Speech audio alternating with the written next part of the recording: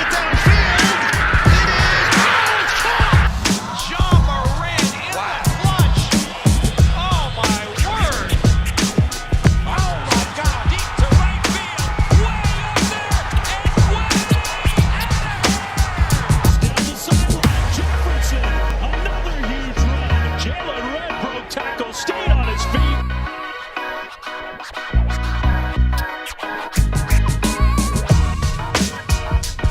What's happening, everybody? Welcome back to another episode of Blake's Take with yours truly, Blake Neiman.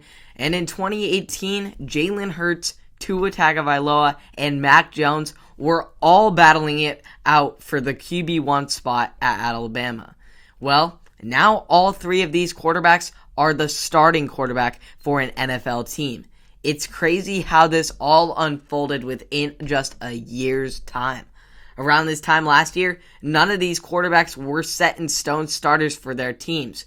Going into week one, both Jalen Hurts and Tua Tagovailoa were named backups to their respective starters in Carson Wentz and Ryan Fitzpatrick. In Philadelphia, Wentz threw for a career-high 15 interceptions and a career-low 2,620 passing yards. This opened an opportunity for Hurts to show what he can be, that he can be the man for the Eagles that they need him to be.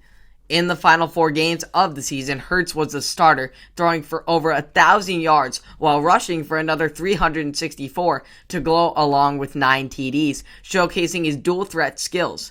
His ability to give the Eagles success with his legs and his arm is going to be a key part of this upcoming season in 2021, where Hurts has now earned the starting job prior to week 1, as Wentz is now injured on the Indianapolis Colts with former offensive coordinator. As for Tua Tagovailoa, he started out behind veteran Ryan Fitzpatrick for the first 7 weeks. In week 8, though, Miami wanted to give Tua a chance, and the fans were eager to see their number 5 overall pick show what he can do. Tua led the Dolphins to 3 straight wins and would earn 3 more in the rest of his 9 starts, which was good enough for a 6-3 record as a starter and a winning record for the Dolphins as a team. Fitzpatrick has since moved on to Washington, and the Dolphins have embraced Tua as the starter going into week 1, believing that he has the potential to be their franchise QB. At Alabama at the time, Jones was battling out 5-star quarterback Bryce Young. Many of the fans in Tuscaloosa were expecting to see Young week 1 with his unbelievable resume as a top high school program in Mater Dei. But Jones won Nick Saban's trust, and he never lost it after that, throwing for 4,500 yards and 41 touchdowns en route to becoming a Heisman finalist and a national champion. Going into the draft, many teams were skeptical about Jones' athleticism and abilities when compared to the rest of his peers, which is why he ultimately fell to 14, where none other than Robert Kraft and Bill Belichick picked him up. A perfect fit for the Patriots offense. Jones shined in training camp in the preseason, outperforming last year's starter Cam Newton for the starting job this year.